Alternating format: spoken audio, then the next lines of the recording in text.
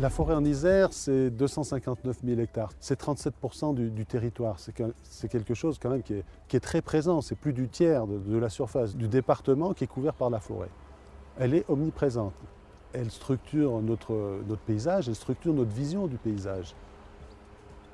C'est aussi un support de biodiversité absolument extraordinaire. La biodiversité emblématique, le cerf, le chevreuil, les chauves-souris, mais aussi des insectes, des lichens, des mousses qui sont beaucoup plus anodines, mais qui sont extrêmement importantes.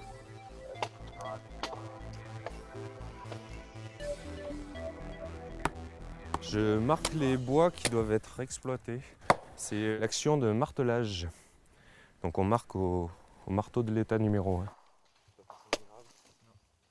Je marque cet arbre parce qu'il risque de mourir dans les 10 prochaines années. On va essayer de prélever du bois sain plutôt que du bois mort.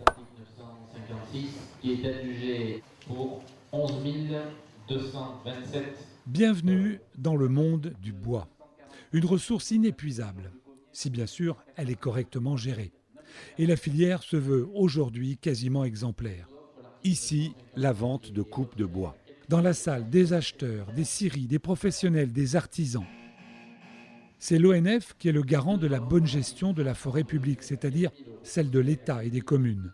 Mais plus de 2/3 des forêts iséroises appartiennent à des propriétaires privés. Ils sont plus de 92 000 et sont organisés en syndicats départementaux et en groupements territoriaux. Les sylviculteurs sont des gestionnaires avisés. Aujourd'hui, on exploite peut-être 400 000 m3 de bois par an, alors qu'elle va en produire 1,5 million. Donc on est très loin d'exploiter toute la production. Et il faut qu'on apporte une garantie que la forêt doit être gérée d'une manière durable, c'est-à-dire qu'on ne prélève pas plus qu'elle ne produit. Ce que nous demande le Grenelle de l'environnement, c'est de produire plus de bois tout en préservant mieux la biodiversité.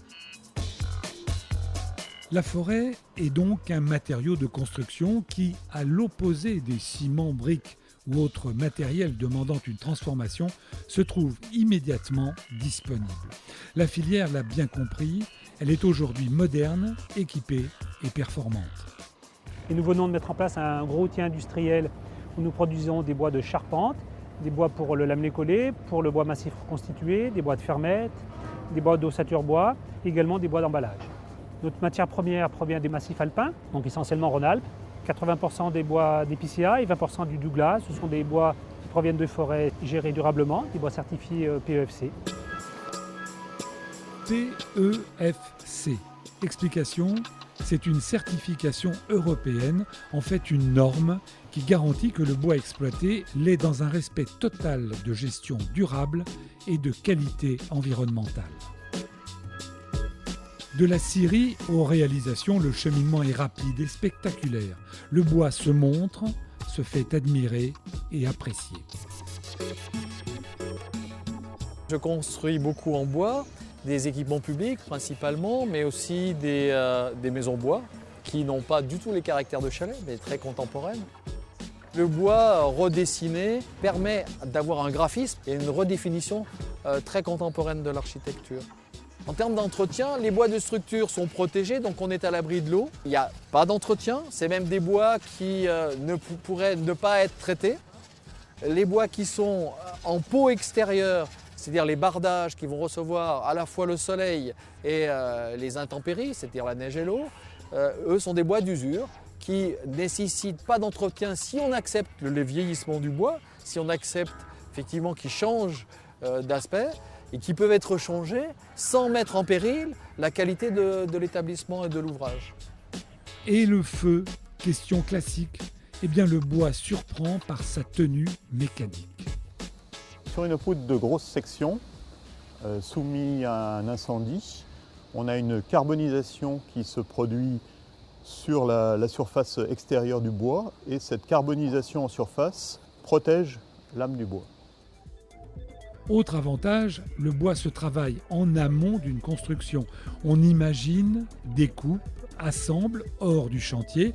C'est un véritable puzzle qui se met en place et qui permet un gain de temps et de qualité. L'ossature au bois permet une préfabrication en parallèle de la réalisation des dalles gros œuvres béton sur chantier. C'est-à-dire que pendant que le béton réalise les longrines et les dallages béton, en parallèle, le constructeur bois fabrique les murs en intégrant les bardages et les menuiseries, donc ce qui est un énorme avantage au niveau après timing sur chantier. C'est-à-dire que dès que le maçon a fini, on arrive avec nos murs ossature bois préfabriqués, ce qui amène une rapidité de fabrication importante. En préfabriquant à l'atelier, on est beaucoup plus qualitatif quand on est à l'abri, on a une qualité bien supérieure à ce qu'on peut faire sur chantier. Outre tous ces avantages-là, il y a effectivement l'avantage économique. L'ossature bois amène aujourd'hui un intérêt financier fort. On arrive sur des systèmes constructifs performants. Autre question classique, le bois est-il un bon isolant ? L'économie d'énergie est devenue un véritable challenge, que ce soit dans les bâtiments collectifs ou les habitations privées.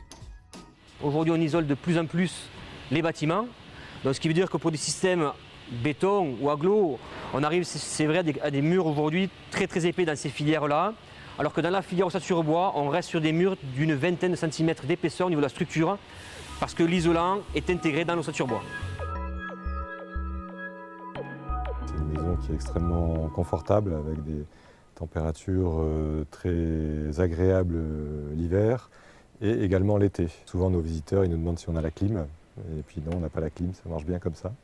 Donc on se chauffe au bois, avec un poêle à bois, et c'est notre seul système de chauffage.